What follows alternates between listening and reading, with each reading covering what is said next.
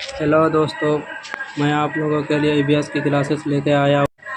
CTET 2026 में जो exam होने वाला है 8 फरवरी को, उसी के दौरान हम लोग अच्छे से तैयारी करेंगे और 100 प्लस ज़्यादा नंबर लाएंगे। 100 से ज़्यादा टारगेट रख करके हम लोगों को चलना है और अच्छे अंक प्राप्त करना है। उसी के दौरान ईवीएस का कुछ क्वेश्चंस लेके आया हूँ जो कि बहुत ही ज़्यादा महत्वपूर्ण है। देखिए क्वेश्चन, पहला नंबर देखिए, प्राथमिक स्तर पर ईवीएस के पाठ्यचर्याओं की प्रकृति क्या है। प्राथमिक स्तर पर ईवीएस के पाठ्यचर्याओं की प्रकृति क्या है? तो प्राथमिक स्तर पर क्या होना चाहिए? थीम आधारित होना चाहिए, प्रासंगिक, समावेशी। तो ये सही है, समावेशी होना चाहिए, प्रासंगिक होना चाहिए और थीम आधारित होना चाहिए। थीम आधारित यानी कि कुछ हिस्से में बड़ा होना चाहिए, थीम आधारित होना चाहिए, ये सही है। इसमें से एकीकृत और अनुभवात्मक, ये नहीं, एकीकृत तो है लेकिन अनुभवात्मक ये गलत है, तो इसका ऑप्शन ए ही हो जाएगा, ए नंबर हो जाएगा। क्वेश्चन दूसरा देखते हैं। प्राथमिक स्तर पर पर्यावरण का उद्देश्य निम्नलिखित में से कौन सा हो सकता है? कुछ ये धुंधला धुंधला दिख रहा होगा, हम जो प्रिंट किए हैं उसमें थोड़ा सा कुछ मतलब इंक जो है वो नहीं बचा, इसी के कारण थोड़ा सा धुंधला दिख रहा है और फोटो भी उतना अच्छा नहीं आया। कोई बात नहीं, फिर भी दिख रहा है। तो आगे का क्वेश्चन देखते हैं क्या है। हाँ, तो क्वेश्चन क्या है? प्राथमिक स्तर पर पर्यावरण अध्ययन का उद्देश्य निम्नलिखित में से कौन सा हो सकता है? पर्यावरण अध्ययन का बारे में पूछ रहा है, प्राथमिक स्तर पर पूछ रहा है, क्या हो सकता है? विशेष रूप से प्रकृति पर्यावरण के संबंध में बच्चे की जिज्ञासा और रचनात्मक का पोषण करना, रचनात्मक का पोषण करना। और देखिए दूसरा नंबर, मतलब बी नंबर, पर्यावरण के मुद्दे के बारे में जागरूकता विकसित करना, पर्यावरण के मुद्दे के बारे में जागरूकता विकसित करना, ये तो सही है, ये सही है। बच्चे को खोजपूर्ण और व्यवहारिक गतिविधियों में शामिल करना, यह भी बिल्कुल सही है। बच्चों को खोजपूर्ण व्यवहारियों के विकसित में मतलब बच्चों को खोजपूर्ण और व्यवहारिक गतिविधियों में शामिल करना, ये एकदम बहुत ही ज़्यादा महत्वपूर्ण है। खोजपूर्ण रखना चाहिए उसको और व्यवहारिक गतिविधियों में शामिल करना चाहिए। डी नंबर क्या है? बच्चों को ज्ञान के एक निश्चित निकाय के निश्चित आ गया, तो ये गलत हो गया, ये तो यही गलत हो गया। आगे पढ़ो ना पढ़ो, बाकी पढ़ते हैं। प्राप्तकर्ता के रूप में देखना चाहिए, निश्चित जो हो गया ये तो गलत ही हो गया। तो ऑप्शन देखिए, ये सही है, ये भी सही है, ये भी सही है। विशेष रूप से प्रकृति पर्यावरण के संबंध में बच्चों की जिज्ञासा बढ़ाना चाहिए पर्यावरण के बारे में, और रचनात्मक का पोषण भी करना चाहिए। ए बी सी सही हुआ, इसका आंसर क्या हो जाएगा? ए बी सी का ही है, बी नंबर में है। ए बी सी कौन सा हो जाएगा? बी नंबर ऑप्शन हो जाएगा राइट। अगला क्वेश्चन देखते हैं। प्राथमिक स्तर पर ईवीएस को, यह की दे दिया यहाँ पर, तो ईवीएस की सिखाने की प्रक्रिया शिक्षकों के लिए चुनौतीपूर्ण है। तो शिक्षकों के लिए क्या चुनौतीपूर्ण है वो पूछा है। बच्चों के लिए रचनात्मक और पहल करने के लिए, रचनात्मकता और पहल करने के लिए, बच्चों द्वारा रट कर सीखने के लिए, बच्चों द्वारा रट कर सीखने के लिए, ये तो गलत ही है। बच्चों द्वारा रट कर सीखने के लिए, ये गलत है। अवधारणाओं का वर्णन करने के लिए, अवधारणाओं का वर्णन करने के लिए, ये भी गलत है। ईवीएस पाठ्य पुस्तकों को सीखने के एकमात्र संस्थान के रूप में उपयोग करना, ये भी गलत है। ऑप्शन क्या हो जाएगा इसका? देखते हैं, एक नंबर आ जाएगा। बच्चों के लिए रचनात्मक और पहल करने के लिए, रचनात्मक आ गया तो इसीलिए ये सही है। रचनात्मक और पहल करना बहुत ही ज़रूरी है, option number A is right हो जाएगा। अगला देखते हैं। ईवीएस के संदर्भ में बच्चा अपने वातावरण को निम्न में से किस ढंग से देखता है? ईवीएस के संदर्भ में वातावरण को किस ढंग से देखता है, ये पूछा है। वातावरण को किस ढंग से देखता है? तो ऑप्शन पूछा है, उसके पृथक रूप से, वातावरण को पृथक रूप से नहीं, समग्र रूप से। वातावरण को बच्चा जो देखता है वो समग्र रूप से देखता है। उसके साधारण रूप में ये नहीं, थीम के रूप में ये भी नहीं होगा, लेकिन क्या लगा है, समग्र रूप में देखता है बच्चा। ईवीएस के संदर्भ में बच्चा अपने विद्यालय, अपने वातावरण को निम्न में से किस ढंग में देखता है? तो समग्र रूप में देखता है।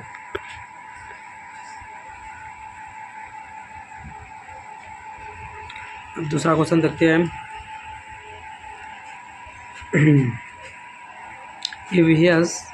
एक ईवीएस की अध्यापिका को अपनी ईवीएस की कक्षा में निम्न में से किन चुनौतियों का सामना करना पड़ता है? एक टीचर जो है वो ईवीएस की कक्षा में किस तरह का चुनौती का सामना करना पड़ता है उसके बारे में। तो कक्षा के बहुसंस्कृति आयाम, ये तो होगा ही, क्योंकि बच्चा जो होता है कक्षा में बहुत सारे संस्कृति आयाम का होता है, मतलब संस्कृति आयाम का होता है, बहुत संस्कृति आयाम का आता है बच्चा पढ़ने के लिए। तो प्रत्येक विद्यार्थी की भावना ये भी बहुत ज़रूरी है समझना टीचर के लिए। भावनाओं को समझना ये ज़रूरी है, ये भी ठीक है। तो ऑप्शन नंबर सी क्या है? प्रत्येक के समुदाय, संस्कृति एवं जीवन शैली। हाँ, प्रत्येक के समुदाय को पहचानना चाहिए, संस्कृति को भी समझना चाहिए और जीवन शैली को भी समझना चाहिए टीचर को। डी नंबर क्या है? कक्षा में अनुशासन तथा उसकी व्यवस्था। कक्षा में अनुशासन तथा उसकी व्यवस्था। अनुशासन तो ज़रूरी है, लेकिन उसकी व्यवस्था ये भी ठीक है। लेकिन यहाँ जब पूछा है प्राथमिक स्तर पर पूछा है, उसके चुनौती पूछा है, तो ऑप्शन नंबर इसका हो जाएगा ये सही है, ये सही है, ये सही है। तो option number A B C सही है, तो ऑप्शन नंबर डी हो जाएगा राइट। ठीक, option number D. Next question देखते हैं। निम्नलिखित में से क्या ईवीएस के अधिगम में प्रक्रिया कौशल को चिन्हित करता है? कौन अधिगम की प्रक्रिया कौशल को चिन्हित करता है? कौन अधिगम की प्रक्रिया कौशल को चिन्हित करता है ईवीएस की क्लासेस में? वर्गीकरण करता है, या वर्णन करता है, या स्मरण करता है, या कथन करता है? इसका आंसर जो है, इसका आंसर हो जाएगा वर्गीकरण चिन्हित करता है।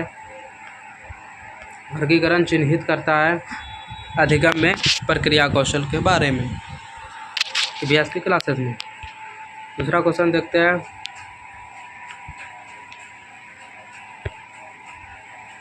दूसरा क्वेश्चन देखते हैं। स्मिता अपने हम पेन ले लेते हैं। स्मिता अपने शिक्षार्थियों को कार्य से संबंधित लैंगिक विषमता और रूढ़िवादी छवियों के प्रति संवेदनशील करना चाहती है। रूढ़िवादी छवि मतलब समझ ले, नहीं समझे होंगे। रूढ़िवादी का मतलब होता है लड़की को अलग भाव से देखना और लड़का को अलग भावना से देखना। लड़की को कम मान्यता देना और लड़का को कुछ ज़्यादा मान्यता देना। जैसे क्रिकेट सिर्फ लड़का ही खेल सकता है, लड़की नहीं, ये गलत सोच है, यही है रूढ़िवादी। रूढ़िवादी छवियों के प्रति संवेदनशील करना चाहती है। स्मिता को निम्नलिखित में से अपनी कक्षा में क्या करना चाहती है? तो क्या करना चाहती है वो पूछा है। ऑप्शन देखिए। विभिन्न प्रकार के कार्यों के फ्लैश कार्ड दिखाएं। नहीं, ये नहीं होगा। केवल लड़कों से प्रतिदिन कक्षा में साफ करने को कहे, ये नहीं। लड़की भी तो ज़रूरी है, लड़के से ही सिर्फ क्यों? एक छात्र की मां को कक्षा में आमंत्रित करे जो ऑटो चालक है, ये सही लग रहा है। रूढ़िवादी में यही तो आता है, रूढ़िवादी पूछा है, रूढ़िवादी। एक छात्र की मां को कक्षा में आमंत्रित करे, कक्षा में हम आमंत्रित किए किसी की मां को, एक छात्र की मां को, जो क्या है, ऑटो चालक है। ऑटो चालक जो आ गया यहाँ पर, ऑटो चालक सिर्फ लड़का ही नहीं होता है, पुरुष ही सिर्फ ऑटो चालक नहीं होता है। यहाँ कहने का मतलब है ऑटो चालक लड़की भी हो सकती है। तो इसीलिए रूढ़िवादी के मामले में कौन आ गया, ऑटो चालक जो है सिर्फ लड़का ही नहीं हो सकता है, सिर्फ लड़की ही नहीं हो सकती है, माँ ही नहीं हो सकती है, पिता माँ भी हो सकती है, मतलब पिता ही नहीं हो सकता है, मतलब हमेशा लड़का ही नहीं होता है, लड़की भी हो सकती है। ये है रूढ़िवादी के बारे में। ऑप्शन नंबर क्या हो जाएगा, सी नंबर हो जाएगा राइट। एक छात्र की माँ को कक्षा में आमंत्रित करे जो ऑटो चालक है, ये सही है। रूढ़िवादी मॉडल को छात्रों को प्रस्तुत करे, ये नहीं, ये गलत है। ऑप्शन नंबर सी हो जाएगा। नेक्स्ट क्वेश्चन देखते हैं। पर्यावरण अध्ययन के शिक्षक के द्वारा बच्चों को जानवरों का अवलोकन और उनका चित्र बनाने को प्रेरित करने का उद्देश्य है। प्रेरित करना है, जानवरों का अवलोकन करना है और पर्यावरण के शिक्षक के द्वारा बच्चों को जानवरों का अवलोकन करना है। तो इसमें से ऑप्शन ए, बच्चों से सृजनात्मक का विकास करना, बच्चों से सृजनात्मक का विकास करना, ये तो सही लग रहा है। बच्चों से सृजनात्मक का विकास करना, ये सही है।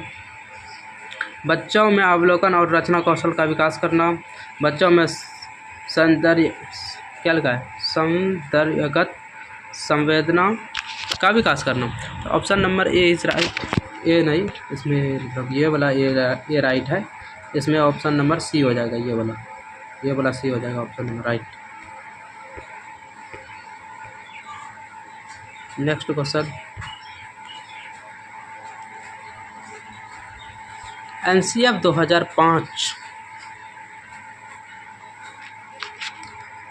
2005 के अनुसार निम्नलिखित में से क्या प्राथमिक स्तर पर पर्यावरण अध्ययन शिक्षण का उद्देश्य नहीं है।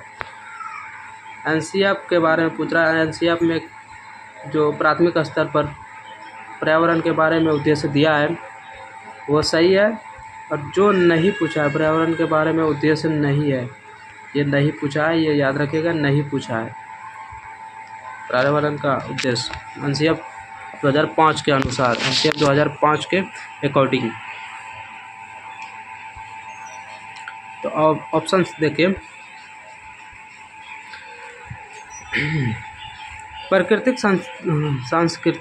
प्राकृतिक सांस्कृतिक व सामाजिक पर्यावरण के बीच संबंधों को पहचानने व समझने में बच्चों को प्रशिक्षित करना, पहचानने और समझने में प्रशिक्षित करना, ये तो उतना सटीक नहीं लग रहा है। पर्यावरणीय समझ के द्वारा बच्चों में सटीक संख्यात्मक कौशल का विकास करना, नहीं, ये तो है, इतना सटीक क्या मतलब, ये है ही, ये तो गलत है। पर्यावरण समझ के द्वारा बच्चों में सटीक संख्यात्मक कौशल का विकास करना, ये गलत है क्या? इसमें तो ऑप्शन का तो आंसर ही आ गया। इसमें नहीं होना क्या होगा, बी नंबर। बाकी तो पढ़ते हैं। विशेषता प्रकृति पर्यावरण के प्रति बच्चों की जिज्ञासा और सृजनात्मकता को बढ़ावा देना, ये सही है। अवलोकन, वर्गीकरण और निष्कर्ष निकालने आदि प्रक्रियाओं के माध्यम से बुनियादी संज्ञानात्मक और गत्यात्मक कौशल प्राप्त करने के लिए खोजबीन से जुड़ी और हाथों से करने वाले कार्य बच्चों को संलग्न करना, ये सब है। ये भी है और ऑप्शन नंबर ए भी है। ऑप्शन नंबर बी हो जाएगा, ये गलत है, ये नहीं होना चाहिए। इसका आंसर हो जाएगा बी नंबर। ठीक, दूसरा नंबर देखते हैं। नेक्स्ट क्वेश्चन देखते हैं क्या है।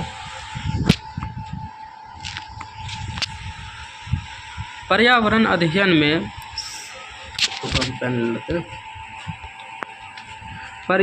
अध्ययन में संकल्पनाओं और मुद्दों को विज्ञान और सामाजिक विज्ञान विषय के रूप में नहीं रखा गया है, ये पूछा है, ये याद रखिएगा। नहीं और हाँ में ये याद रखिएगा यहाँ पे। ठीक, ऑप्शन देखिए, इस आयु वर्ग के बच्चे अपने परिवेश को समग्र रूप से देखता है, ये बिल्कुल सही है। सही है। यह शिक्षण अधिगम को एक अच्छी युक्ति है, अच्छी युक्ति है, सिर्फ एक अच्छी युक्ति है ये नहीं है। यह पाठ्यक्रम के भार को कम करने के लिए CBSE के द्वारा पर्यावरण अध्ययन के पाठ्यक्रम को इसी प्रकार से निर्धारित किया है। पर्यावरण अध्ययन में संकल्पनाओं और मुद्दों को विज्ञान और सामाजिक विज्ञान विषय के रूप में नहीं रखा गया है, पूछा है। ऑप्शन नंबर इसका क्या आ जाएगा? नहीं रखा गया है पूछा है, तो ऑप्शन नंबर ए आ जाएगा इसका राइट। इस आयु वर्ग के बच्चे अपने परिवेश के समग्र रूप में देखते हैं, ये गलत है, मतलब ये सही है। नहीं रखा गया है तो इसको नहीं रखा गया है, ऑप्शन नंबर ए को। नेक्स्ट क्वेश्चन, निम्नलिखित में से कौन सा पर्यावरण अध्ययन का उद्देश्य नहीं है? EVS का उद्देश्य नहीं है, यह पूछा है। EVS का उद्देश्य कौन नहीं है? परिवेशी मुद्दों पर जागरूकता का विकास करना, ऑप्शन नंबर ए परिवेशी मुद्दों पर जागरूकता का विकास करना, ये सही है, ये तो है ही। ये अध्ययन का उद्देश्य है, पर्यावरण अध्ययन का उद्देश्य है। बच्चों को स्वयं अपने हाथ से कार्य करने और खोजने की क्रियाकलापों को जोड़ना, अवसर देने वाला बात आ गया यहाँ पर। स्वयं जो आ गया यहाँ अवसर देने वाला बात हो गया, तो क्रियाकलाप ये भी है। EVS में अवसर देना बहुत ही ज़्यादा महत्वपूर्ण ये है। और बच्चों को पाठ्य पुस्तक की परिभाषा प्रदान करने के लिए प्रोत्साहित करना, पाठ्य पुस्तक की परिभाषा प्रोत्साहित करने के लिए कार्य करना, प्रोत्साहित करना। परिभाषा को याद करने को हतोत्साहित किया है, परिभाषा जहाँ ये तो गलत है। प्रोत्साहित करना, परिभाषा को याद करना ये नहीं, परिभाषा को याद करना ये नहीं, तो ये गलत हो जाएगा ऑप्शन, मतलब कि ये सही है। बच्चों की जिज्ञासा और सृजनात्मकता का पोषण करना, ये भी है। EVS में EVS का उद्देश्य हो जाएगा, EVS का उद्देश्य कौन नहीं है? ऑप्शन नंबर ए तो हो ही गया, EVS का उद्देश्य ये हो गया। बी नंबर भी है। 3 नंबर परिभाषा को प्रोत्साहित करना, परिभाषा को हतोत्साहित करना, परिभाषा को अप्रोत्साहित करना, प्रोत्साहित नहीं करना चाहिए परिभाषा को, ठीक। तो इसमें से ऑप्शन आ जाएगा सी नंबर, क्योंकि सी नंबर गलत है, EVS का उद्देश्य नहीं है। क्वेश्चन देखते हैं दूसरा क्वेश्चन देखिए, निम्नलिखित में से क्या एक पर्यावरण अध्ययन में ज्ञान का रचना में बहुत ही महत्वपूर्ण है? निम्नलिखित में से क्या एक EVS में ज्ञान की रचना में बहुत ही महत्वपूर्ण है? क्या मतलब ज़्यादा महत्वपूर्ण है, क्या बहुत ही ज़्यादा महत्वपूर्ण है, ये पूछा है। बच्चों की सक्रिय भागीदारी, बच्चों की सक्रिय भागीदारी, हाँ बच्चों की भागीदारी होना चाहिए, उसी के अकॉर्डिंग तो बच्चा सीखता है। बच्चों के ज्ञान को शिक्षकों के ज्ञान से जोड़ना, बच्चों के ज्ञान को शिक्षकों के ज्ञान से जोड़ना, ये नहीं, ये सही नहीं है। बच्चों के ज्ञान को शिक्षकों के ज्ञान से हम कैसे जोड़ सकते हैं? बच्चा तो नहीं, मतलब थोड़ा कम जानता है और शिक्षक तो ज़्यादा जानता है, क्योंकि शिक्षक बच्चे को पढ़ाता है। और सी नंबर क्या है? पर्यावरण अध्ययन को कक्षा की 4 दीवार से बाहर सीखना। पर्यावरण अध्ययन को कक्षा में तो पढ़े, पर्यावरण अध्ययन को EVS को कक्षा में पढ़ना और कक्षा के 4 दीवार के बाहर, यानी कि इसका मतलब ये हुआ कि कक्षा में पढ़े ओके, लेकिन कक्षा के बाहर जैसे हम गए गाँव, घर, माहौल, ऐसे माहौल में उसको माहौल देना। पर्यावरण अध्ययन को कक्षा के बाहर 4 दीवारी के बाहर सीखना, बाहर भी उसको पर्यावरण का जैसा माहौल देना, यह बहुत ही ज़्यादा महत्वपूर्ण है। ऑप्शन नंबर सी भी हो जाएगा सही, ए भी सही है, बी नहीं है, बी सही नहीं है। बच्चों के ज्ञान को शिक्षक के ज्ञान से जोड़ना ये नहीं है, क्योंकि बच्चा का ज्ञान थोड़ा कम रहता है ना शिक्षक के मामले में। ऑप्शन नंबर डी देखो, बच्चों के स्थानीय ज्ञान को विद्यालय के ज्ञान से संबंधित करना। ये सही है। स्थानीय ज्ञान जो है और विद्यालय ज्ञान से संबंधित करके पढ़ना यह बहुत ही ज़्यादा महत्वपूर्ण है। तो क्या क्या ऑप्शन होगा? ए सी डी, ए रहा, सी रहा और डी रहा। ए सी डी का ही है ऑप्शन, देखिए तो A C D option number D में है ए सी डी। इसका ऑप्शन हो जाएगा डी नंबर। ठीक,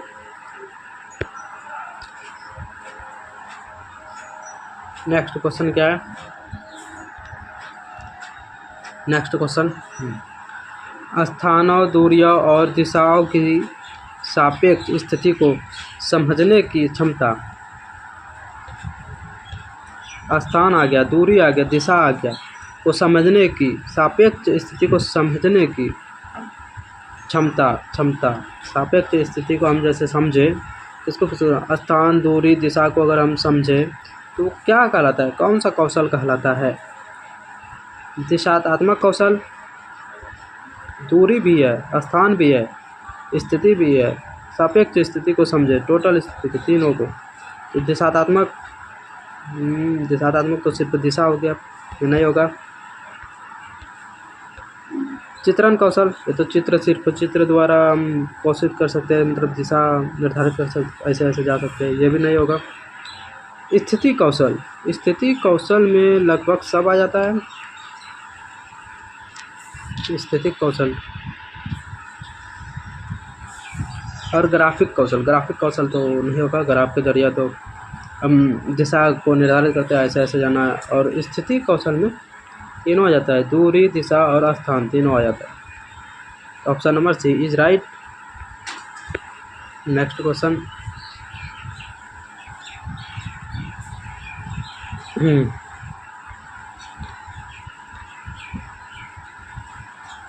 कक्षा 4 की एक शिक्षिका ने अपने विद्यार्थियों से कहा, यानी कि अपने स्टूडेंट से कहा, क्या कहा? कुछ वयोवृद्ध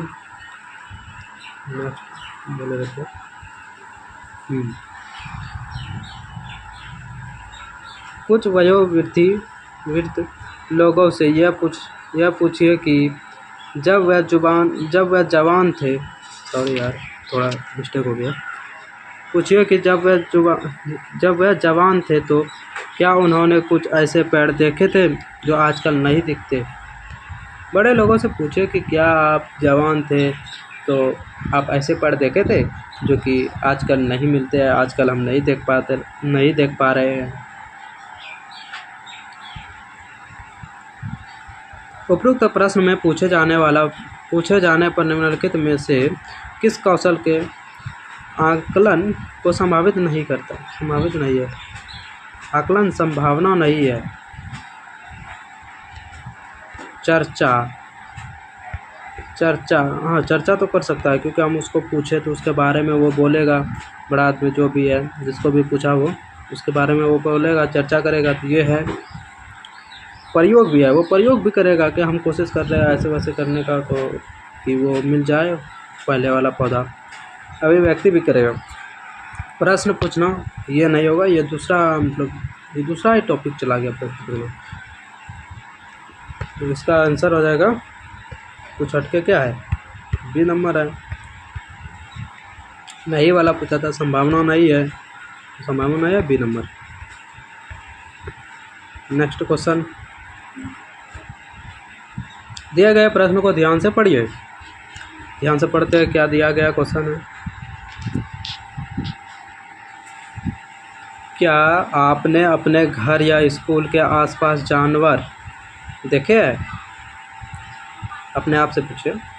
जिसके छोटे बच्चे हैं तो फिर जिनके छोटे बच्चे हैं। अपनी नोटबुक में उनके नाम लिखिए। कुछ जानवर, गाय, बकरी, ये सब। इस प्रश्न के माध्यम से किस प्रक्रमण कौशल का आकलन किया गया है? किस प्रक्रमण कौशल का आकलन किया गया है?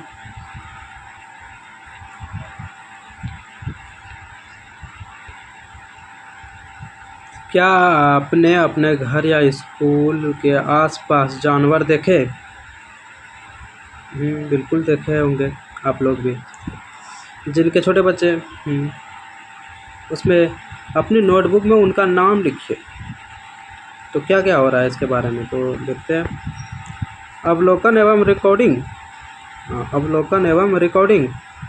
अवलोकन तो हम कर ही रहे हैं, उसको देखे हैं, उसके बारे में अवलोकन कर रहे हैं, उसको हम देखें, उसके बारे में हम सोचे कि हाँ गाय को 4 2 आँख ऐसे करके अब उसको अवलोकन किया। बाद में हम प्रयास करके उसमें लिखे भी, रिकॉर्ड भी किए। वर्गीकरण एवं चर्चा। परिकल्पना एवं प्रयोग। न्याय के लिए सरोकार। इसका ऑप्शन जो हो जाएगा, इसका ऑप्शन हो जाएगा राइट, ऑप्शन नंबर ए हो जाएगा राइट। अवलोकन एवं रिकॉर्डिंग किए। नेक्स्ट क्वेश्चन क्या है, कक्षा 5 के शिक्षिका एक एल्युमिनियम फाइल लेता है और पानी में डाल देता है एवं दिखाती है कि मतलब यहाँ इस जगह कुछ किसी का नाम होगा कि वह ऊपर तैरता है, फिर वह फाइल को मोड़कर जोर से दबाती है यानी कि निचोड़ती है और फिर से पानी में डालती है तथा शिक्षार्थियों को दिखाती है, क्योंकि बच्चे को दिखाती है। पहले एक बार पानी में डाला, उसके बाद निचोड़ा, पानी से निकालने के बाद निचोड़ लिया, उसके बाद फिर पानी में डाला और बच्चों को दिखाने लगा कि वह डूबता है। बाद में वह शिक्षार्थी को यह सोचने और कारण देने के लिए कहती है कि ऐसा क्या हुआ। इस प्रश्न का उत्तर देने में निम्नलिखित में से कौन सा प्रक्रमण कौशल का प्रयोग किया जाएगा।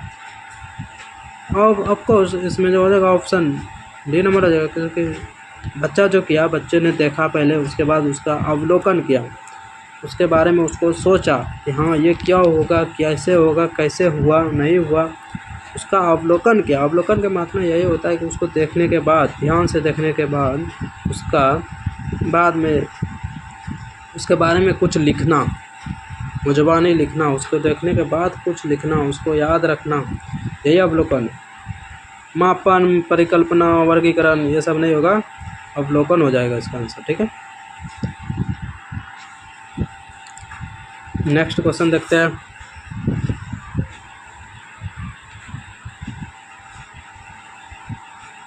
तो अलग है। नेक्स्ट क्वेश्चन, कक्षा 5 की पर्यावरण अध्ययन की पाठ्य पुस्तक के लिए एक पाठ में, कक्षा 5 में जो अभ्यास है उसके एक पाठ में सर्वेक्षण और लेखन पर एक भाग का मुख्य उद्देश्य है। सर्वेक्षण और लेखन पर एक भाग का मुख्य उद्देश्य है कक्षा 5 में। इसका ऑप्शन देखिए, शिक्षार्थियों के समान जानकारी का आकलन करना,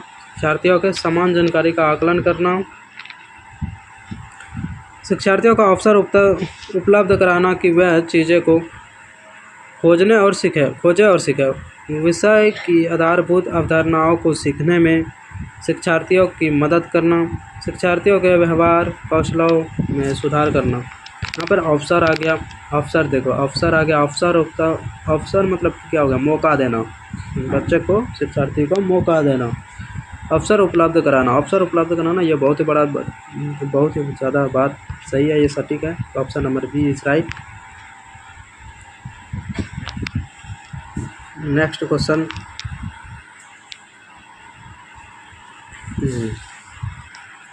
ये कुछ क्वेश्चन हैं जो कि महत्वपूर्ण है, आप लोग देखिएगा। निम्नलिखित में प्राथमिक स्तर पर पर्यावरण अध्ययन शिक्षण के उद्देश्य क्या है। प्राथमिक स्तर पर पर्यावरण का उद्देश्य क्या है, यह पूछा है। ऑप्शन नंबर ए, पर्यावरणीय मुद्दों पर जागरूकता विकास करना। नीचे थोड़ा स्क्रॉल बोलते हैं, जागरूकता विकास करना, ये तो बहुत ही ज़्यादा ज़रूरी है। पर्यावरण के बारे में किसी को बताना कि हाँ ये ऐसा फैलना है, ये सब पर्यावरण का विकास करना, जागरूकता का विकास करना, ये सही लग रहा है।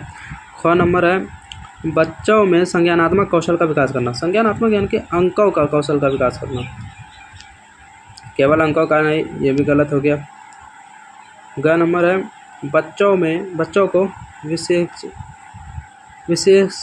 विशेषज्ञ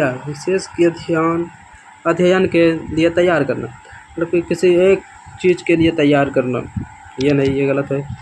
बच्चों में केवल संज्ञानात्मक थोड़े होगा, बहुत सारा होता है इसमें। बच्चे में संज्ञानात्मक विकास, मानसिक विकास ही संज्ञानात्मक विकास है, सामाजिक विकास, ये CDP में चला गया।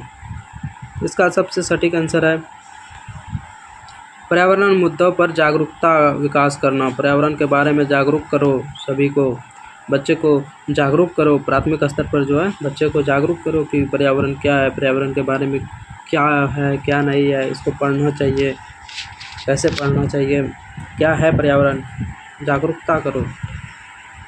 ये ऑप्शन राइट है, तो नंबर। नेक्स्ट क्वेश्चन देखते हैं।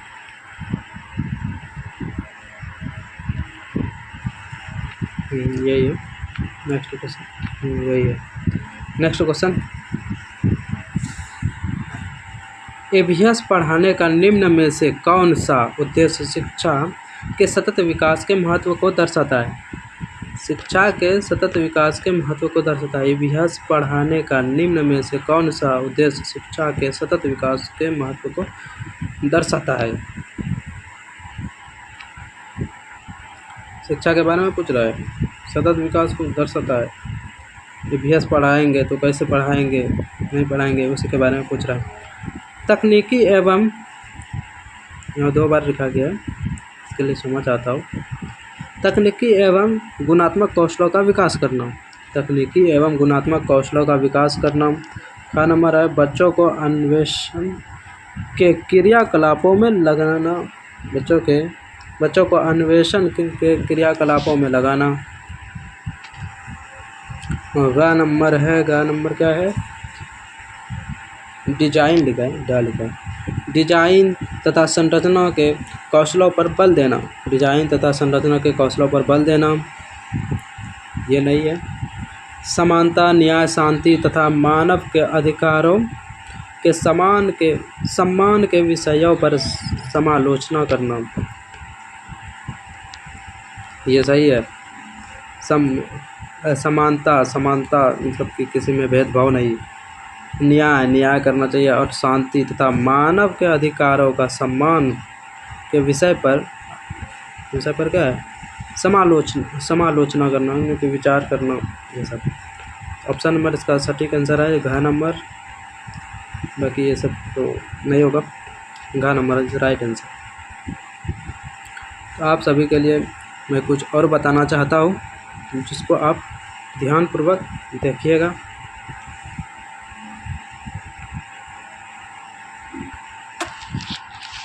सीटेट का नोटिफिकेशन आ गया है। सीटेट का जो है नोटिफिकेशन आ गया है। सीटेट का नोटिफिकेशन आ गया है, जो कि 8 फरवरी को एग्ज़ाम होने वाला है।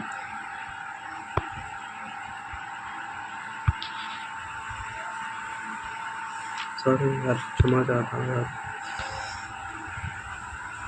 हाँ, तो कुछ बताना चाहता हूँ, आप इसको याद रखिएगा। नोट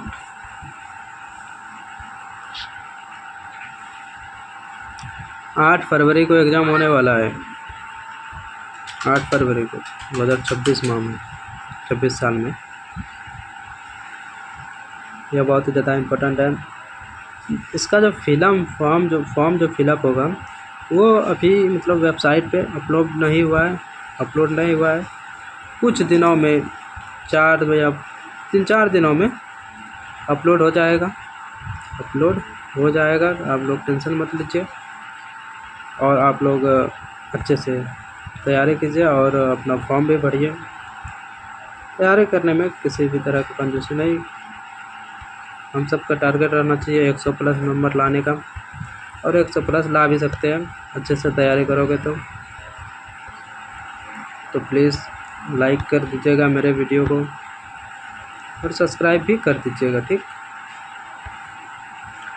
तो आप सभी के लिए इतना ही, अगले बार फिर से आएंगे। ये हुआ इतिहास का क्लास हो गया।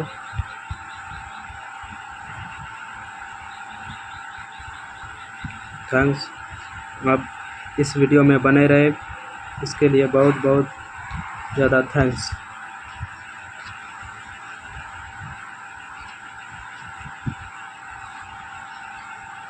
ठीक है, इतना ही,